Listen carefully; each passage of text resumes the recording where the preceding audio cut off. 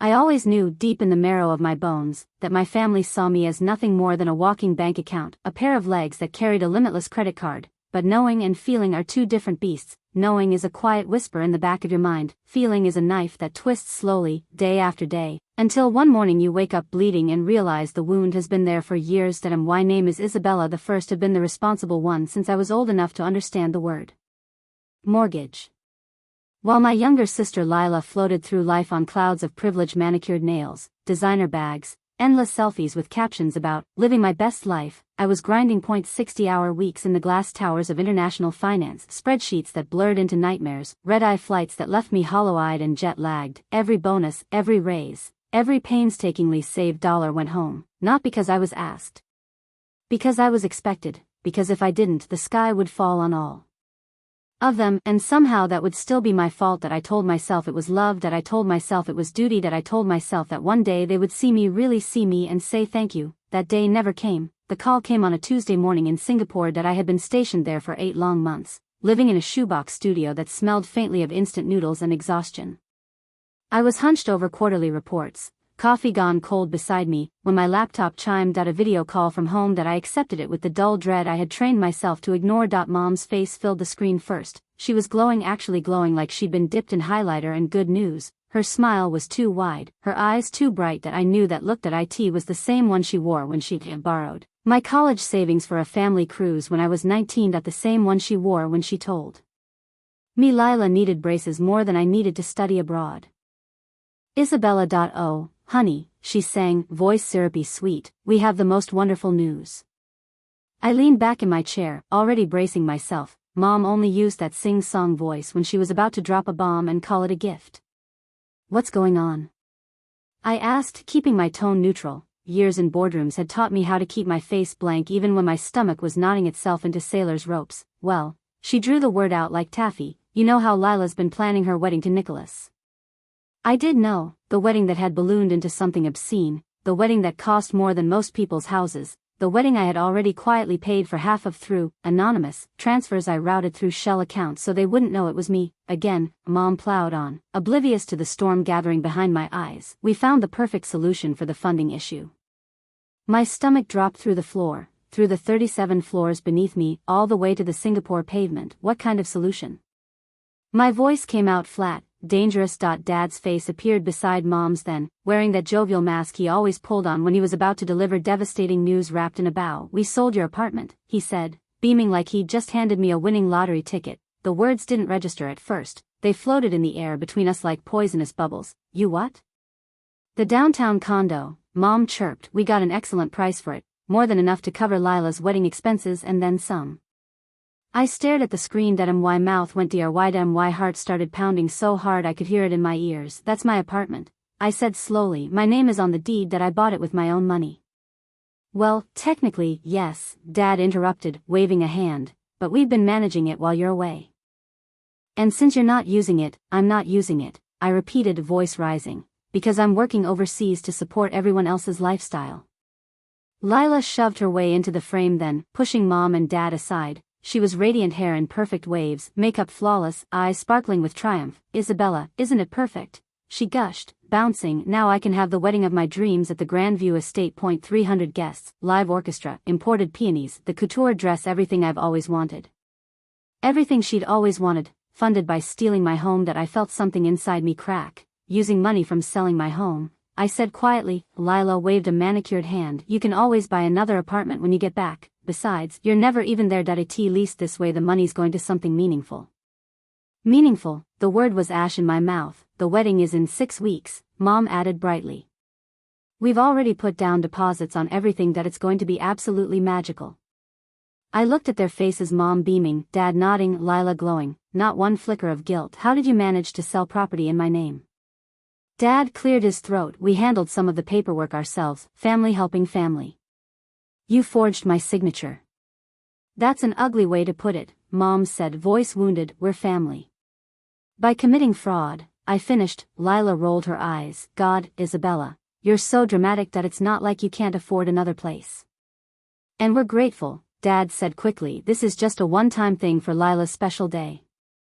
The apartment wasn't just property. It was my sanctuary. My proof I had made my escape from this family's suffocating gravity, and they sold it like a used car. Isabella, Mom said cautiously, aren't you happy for your sister? Congratulations, Lila, I said flatly, I'm sure it'll be beautiful. Lila clapped, you're the best big sister ever. I have to go, work calls. Of course, honey, Mom said, we love you. I ended the call. The screen went black. I stared at my reflection hollow, foreign. They thought they'd played me perfectly. They had no idea what they'd unleashed. I called Jordan. Isabella, what's wrong?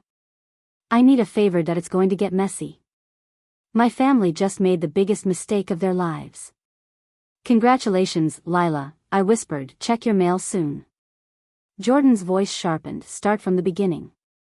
I paced the hotel room. They sold my condo, forged my signature, used the money for Lila's wedding. That's fraud. It gets better, they had access to everything because they were managing it. How much? About $400,000. Jordan whistled, do you have the original deed? Secure cloud. I never trusted them with important documents. What else do they have access to? Nothing they know about. Remember Meridian Holdings? I transferred the condo to it 6 months after purchase. Legally, they committed fraud against a corporation. You genius. And Jordan, who's been paying their mortgage for 4 years?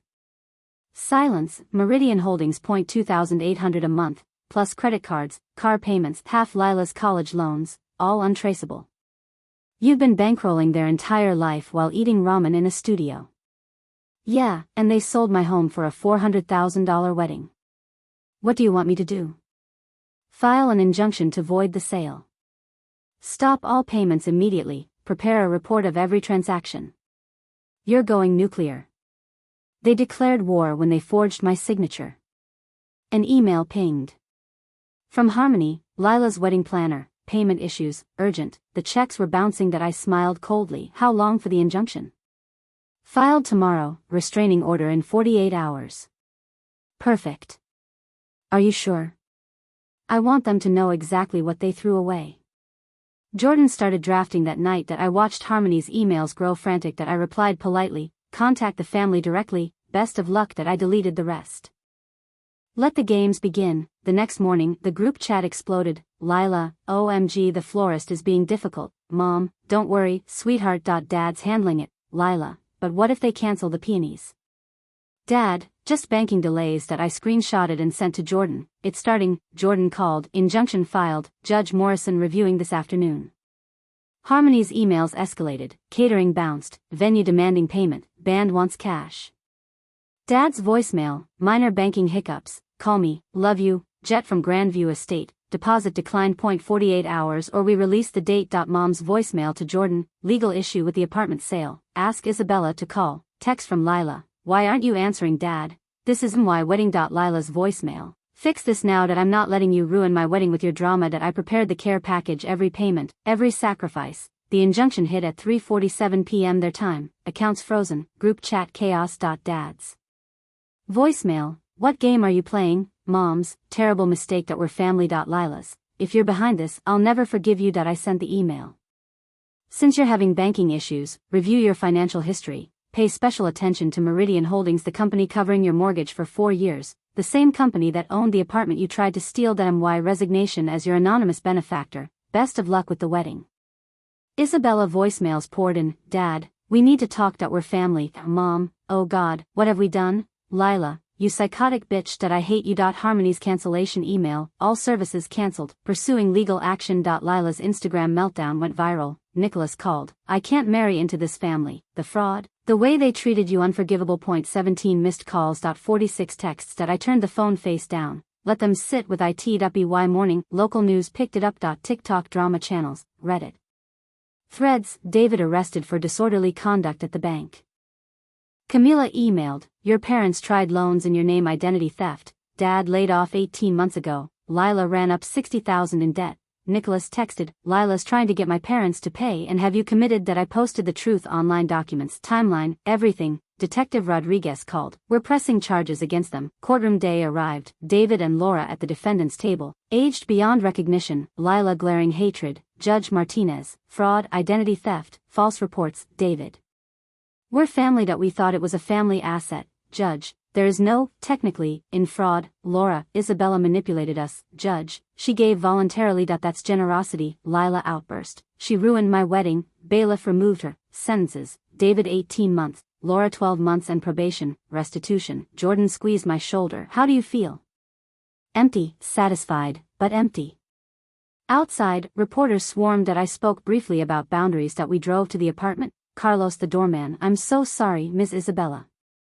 Everything untouched, but it felt smaller, tainted. Nicholas texted, Lila's GoFundMe has $12 that I decided to sell it. Start fresh, delete contacts. Laura, David, Lila, every angry relative. The phone felt lighter. Some bridges are meant to burn. That I was finally free to discover who I was when I wasn't everyone else's solution. And for the first time in years, the silence felt like peace.